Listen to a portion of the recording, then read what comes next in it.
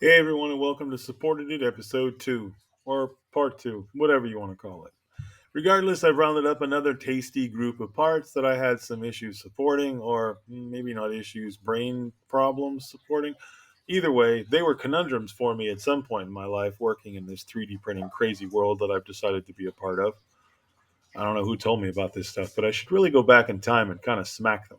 Either way, 3D printing has become part of my life, and as a professional doing 3D printing, these are just some of the weirdest, maybe craziest, funniest, just fun, weird, different, maybe awkward. Maybe that's the term I'm looking for. They're awkward parts. Some of them are just too textured. Some of them have overhangs in strange places. Some of them just don't seem to have orientations that apparently work until you look at it again maybe 10 months later and then you realize that you did it completely wrong. Anyway, let's get into it.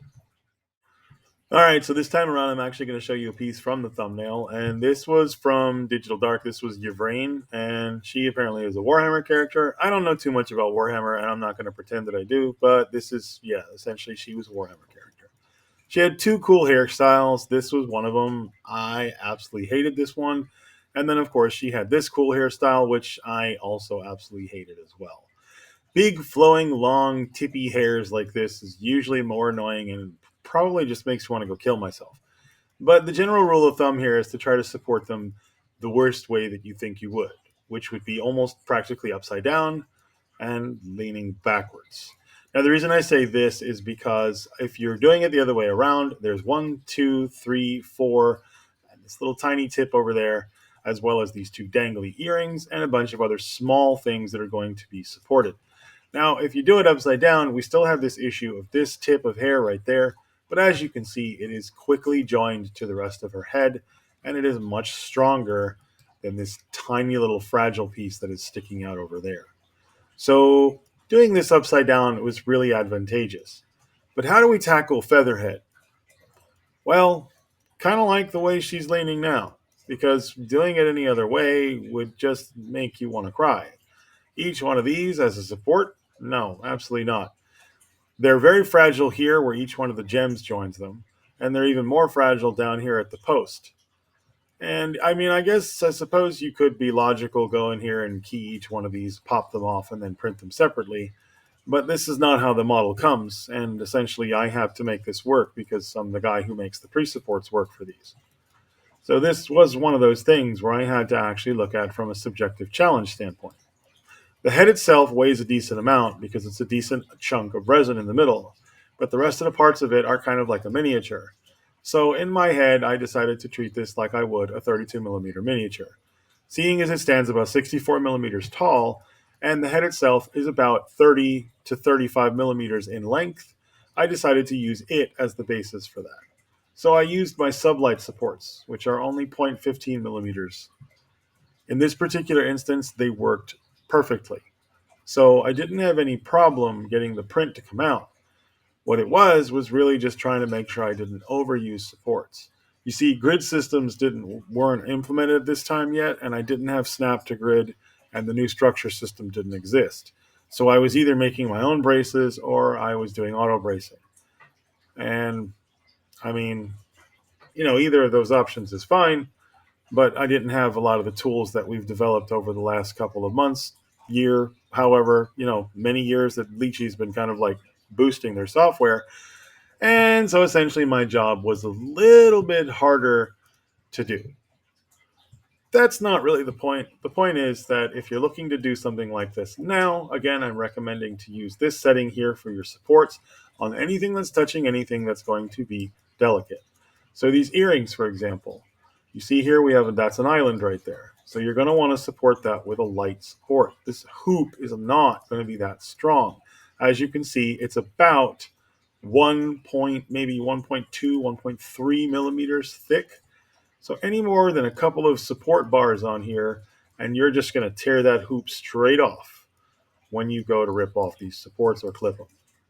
And you don't want that because you don't want to have to reprint a head just because you broke an earring. That's one of the more frustrating things about printing stuff is breaking something when you're de-supporting. So I always recommend going with, lighter supports and simply clustering them in a little bit tighter together. It might seem overkillish, but since you're going with such a light support tip in the first place, you're not really going to be confounded with the same amount of issues that you would be with super heavy supports. Now, as far as the feathers and stuff like that, yeah, seems like there's going to be a lot more support stuck on them than you'd like, but honestly, it really wasn't that bad. Because once you get these supported up to about here, the rest of these kind of build themselves upwards. Not that many islands as you'd think. The texture's there on the bottom, sure, but as they kind of rise up, it's not so bad. You'll wind up with a lot of mini supports probably going from feather to feather if you want, or you can arrange small trees that are going to join up on the peaks of each one of these feathers. But please, again, make sure you're using light supports. Treat this like you would a 32 millimeter miniature, D&D, a Warhammer prop, whatever have you. This kind of a head, because it's a very small center mass piece, you don't need to worry about too much heavy supporting on this at all. There's nothing on here that's going to cause heavy suction. There's nothing on here that's going to cause anything weird. You've got one arch, but it's leaning backwards, so the creation of that's not really going to be too much of an issue. And you've got a little bit of a suction cup right here where this hole is going to be generated for that key. But again, not too many layers and really shouldn't be that much of a problem. Now, the next part that I had to deal with was something from the Portal character that we have. And this is one of exclusive 3Ds. And I've actually covered this in an old video where I showed you guys how to support this portal gun. Now, sure, up close, these cables and hooks look pretty thick and they don't look so bad. But when you're looking at this in real life and that portal gun is smaller than your thumb, these cables are tiny. So any supports that you attach to them need to be extremely fragile tips as well. So you might even want to go smaller than a 0.15. In fact, I believe on some of these I went down to a 0.10 or even lighter, because they need to be supported because they're not going to print otherwise. But the issue is if you over support them, you're never going to be able to get these supports off without breaking it. And the other issue is that it's a bit of a round kind of like shape. So again, you've got some decent resin production here in the middle where that's going to take up some space. You've got suction cupping back here in this area over by the portal gun area where those kind of pieces kind of hang off. So you need to be conscious of supporting this well enough, supporting this well enough, but being dainty enough around the edges to prevent the hooks, claws, whatever, the front thing, these little pokies from breaking off. Now, the bootstrap pieces were also equally annoying because they were very thin and they just required kind of like a dainty touch of essentially just applying just enough supports along the bottom where the starting points were and just enough supports along the upper areas to make sure that the print printed well and did not come out malformed or warped. And again, depends on the orientation you're putting them at. Like this one here that's kind of laying down, I don't recommend doing them that way. That's a lot more area that you're going to have to support. And I don't necessarily think you're going to get the best quality that way. But this method was more recommended, doing it this way or even turning them around. So this flowery shape was facing down.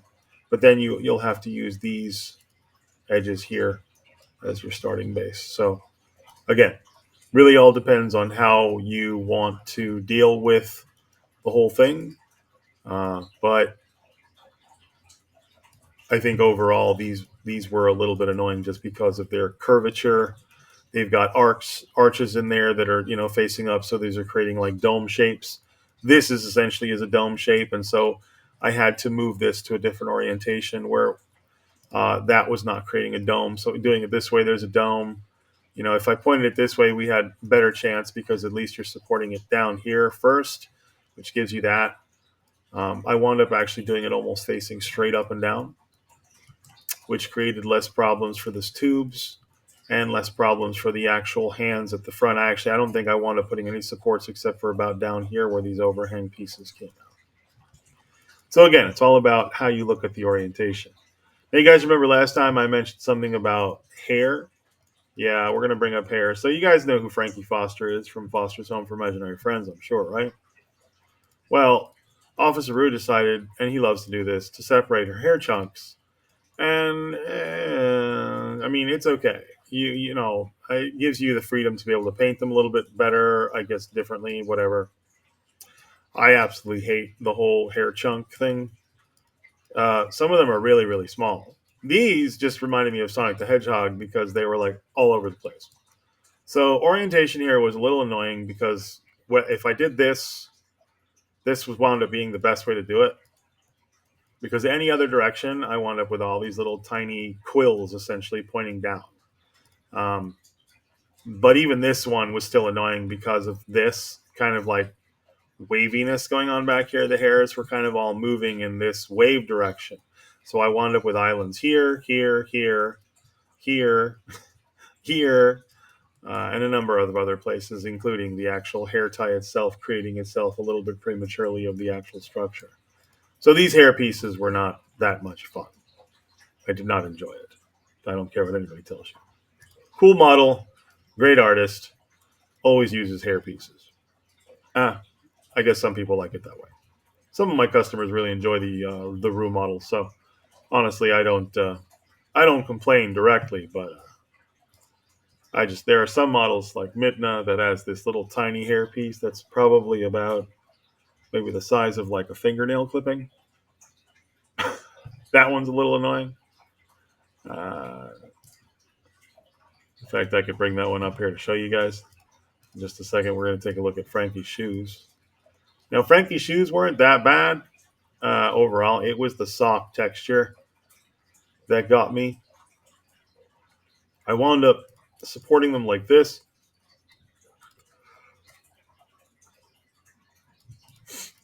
and this turned out to be the best orientation because it had the least amount of this texture getting caught as an island. And you'll see the texture here, how textured that is. And some of that's going to get caught as islands because there are tiny little pixels here that are kind of islanding off. Yeah, it's not a big deal, and they're probably going to fuse on anyway. And I wanted with a bit of a suction cup at the top of each one.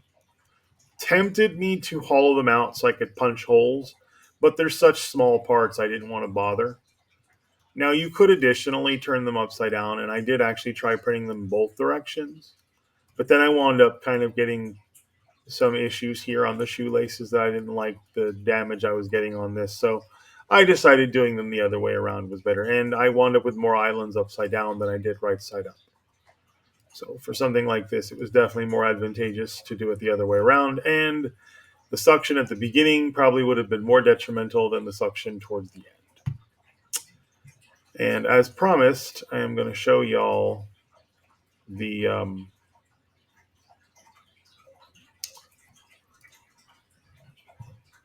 the one for Midna. And this is a fun one because I remember when I saw this piece and I said, "You are kidding me." I actually thought maybe it was a mistake, like this piece wasn't really a piece, but it is. Yes, it is. Um, just a sec. I'm just looking through my library of all the wonderful things that I have from Officer Rue, and there we go. So yes, like I said, Midna has a hairpiece. And I'll show you some of the other. I can show you some of the other hair pieces, but this particular one.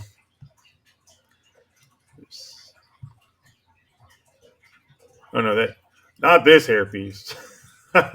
That's her actual hairpiece. I love this. This was actually a lot of fun. I had put this on a larger printer.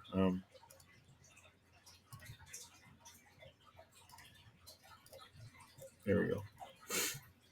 That's her hair that she could shape it to like a head, stuff like that. That was pretty cool. Excuse me there. So no, not that hairpiece. Now she also had the no. It's the hair front. It's a tiny little bit, like a wisp of hair. Yeah, yeah, there it is. It's sticking out from where her crown is. which I had a lot of fun with the crown. I thought the crown was very cool. Um, but there's like a tiny bit of hair that will it comes out the front of her head. Um, and I even had a hard time figuring out where the heck it was supposed to go because I don't really see it. But there it is. There's the hair.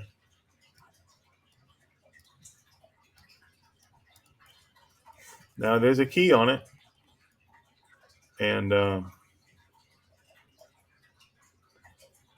it is meant to connect to the character.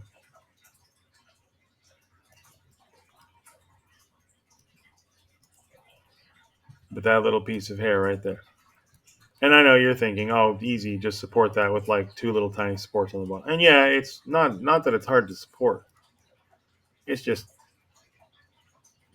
I spent a good 10 minutes just staring at that, trying to figure out if I was seeing things or not. But yep, there it is. Probably one of the kookiest pieces I've ever had to deal with. Um, but like I said, there's some of these artists, they love doing the hair pieces. They'll even do things like separate ears. These ears are supposed to stick out the top of a hat. So, I mean, of course, it makes sense. Instead of leaving them on the character and making them giant, antennas sticking out the top, you print them as separate parts. Now, I actually appreciate something like that because that does kind of make it a little bit easier to orient the actual head. But then if, you got stuff like this, these little plants, these were fun.